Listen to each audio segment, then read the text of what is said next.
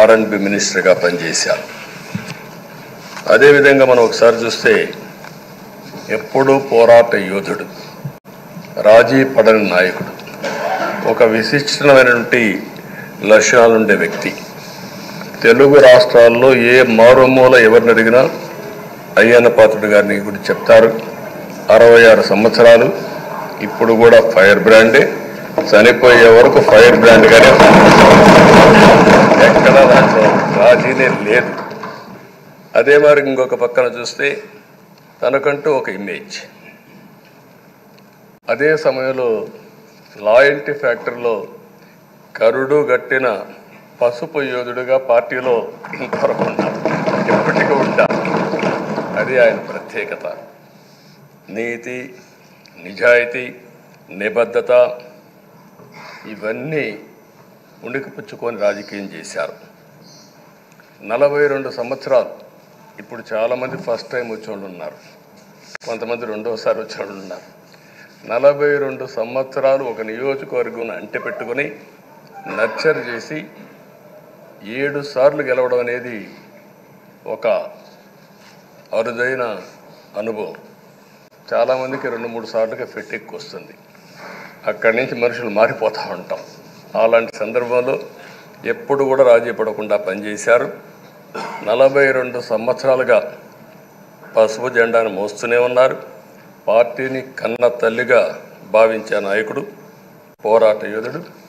ఎప్పుడు కూడా రాష్ట్రంలో అభివృద్ధి చేయడమే కాకుండా ఉత్తరాంధ్ర అభివృద్ధి కోసం, ప్రత్యేకంగా విశాఖపట్నం అభివృద్ధి కోసం ఎనలేని కృషి చేసిన నాయకుడు అయ్యన్న పాత్రుడు గారని చెప్పి కూడా నేను మీకు తెలియజేస్తున్నాను. ఇంకొక పక్కన ఉత్తరాంధ్ర సుజల స్రవంతి, విశాఖపట్నం, విజయనగరం, శ్రీకాకుళం నీళ్లు కావాలి, గోదావరి నీళ్లు రావాలి, ఆ ప్రాంతం కూడా బాగుపడాలి, మా కరువు ప్రాంతానికి నీళ్లు కావాలని వెనకబడి క్యాబినెట్ మినిస్టర్గా దాన్ని శాంక్షన్ చేయించిన వ్యక్తి అయ్యన్న పాత్రుడు గారు. దానికి మనస్ఫూర్తిగా అభినందిస్తున్నాను. అందరికి కూడా కష్టాలు వస్తూ ఉంటాయి. ఆయన రాజకీయ జీవితంలో ఎప్పుడూ పడనటువంటి ఇబ్బందులు గత 5 సంవత్సరాలు పడ్డాడు. మామూలుగా కూడా కాదు, తన ఇంట్లోకి 100 మంది పోలీసులు పంపించారు, గోడలు పగలగొట్టారు, రాత్రిపూట భయంకరమైన వాతావరణాన్ని క్రియేట్ చేశారు.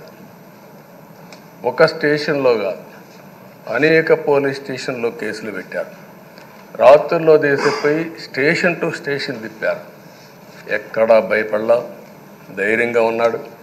23 కేసులు పెట్టారు, అందులో దగ్గర 10 కేసులు ఒక సిఐడిని పెట్టారు. అయితే రాజీలేని పోరాటం చేసి మనోనిబ్బరంతో ముందుకు పోయిన వ్యక్తి.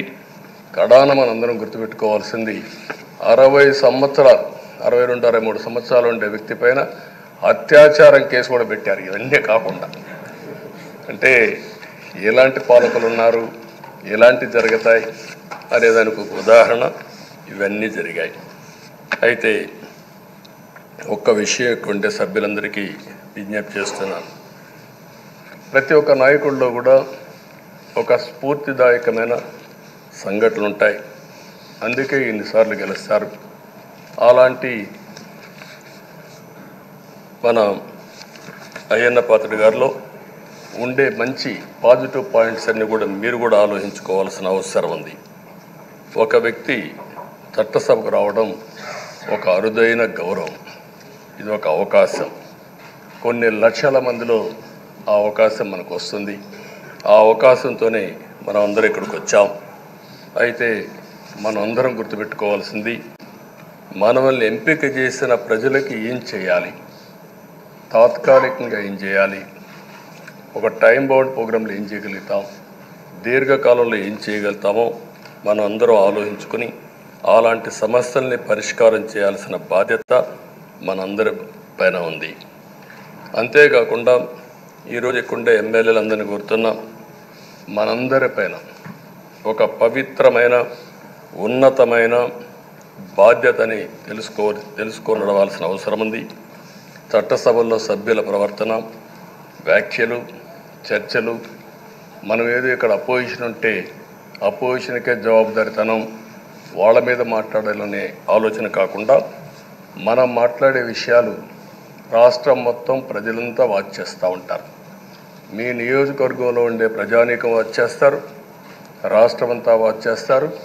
ఒక సభ్యుడిగా మీరు సమర్థవంతంగా పనిచేస్తే ఎక్కడ లేని గౌరవం వస్తుంది. దానికి మనందరం కృషి చేయాల్సిన అవసరం ఉంది. అయితే ఓసారి బాధేస్తుంది.